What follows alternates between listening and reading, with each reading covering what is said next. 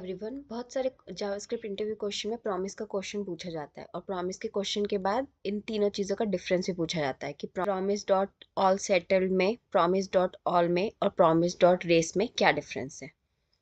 तो promise dot all में जब हम मल्टीपल वैल्यूज़ एरे में पास करते हैं तो इसमें से अगर कोई भी रिजेक्ट होता है तो वो एकदम से उसको आउटपुट दे देता है कि रिजेक्ट हो गया, और सक्सेस होता है तो फिर सबका सक्सेस आउटपुट कर देता है।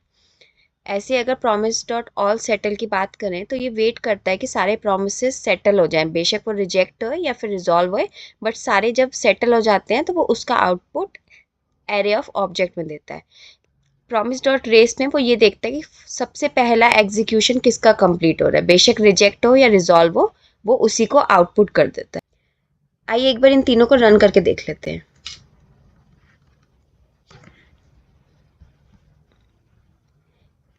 सबसे पहले देखिए प्रॉमिस डॉट रेस एग्जीक्यूट हुआ, क्योंकि ये सिंपल सा यहाँ पे एक सक्सेस स्टेटमेंट था तो डायरेक्टली वो रिजॉल्व हो गया। और रेस में वो सबसे फास्ट इसलिए एग्जीक्यूट हुआ क्योंकि बस वो एग्जीक्यूशन में ये चेक कर रहा है कि सबसे पहले रेस में जो जीतेगा उसे एग्जीक्यूट कर दूंगा, तो इसलिए सी इज सक्सेसफुल सबसे पहले एग्जीक्यूट हुआ।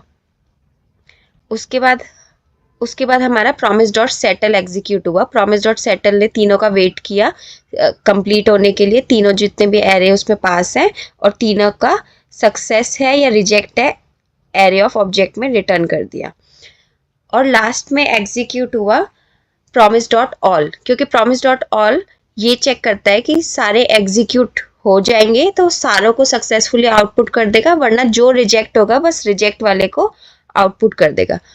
अगर मैं इसमें से ये रिजेक्ट वाला हटा दूं और प्रॉमिस डॉट ए, सी और बी को एग्जीक्यूट करूं, तब आपको आउटपुट दिखाती हूँ प्रॉमिस डॉट ऑल का। सी प्रॉमिस डॉट ऑल अब सबसे पहले एग्जीक्यूट हुआ है क्योंकि एग्जीक्यूशन में पूरा सक्सेस था, इसलिए प्रॉमिस डॉट ऑल ने सबको एग्जीक्यूट कर दिया एरे ऑफ रिजल्ट को।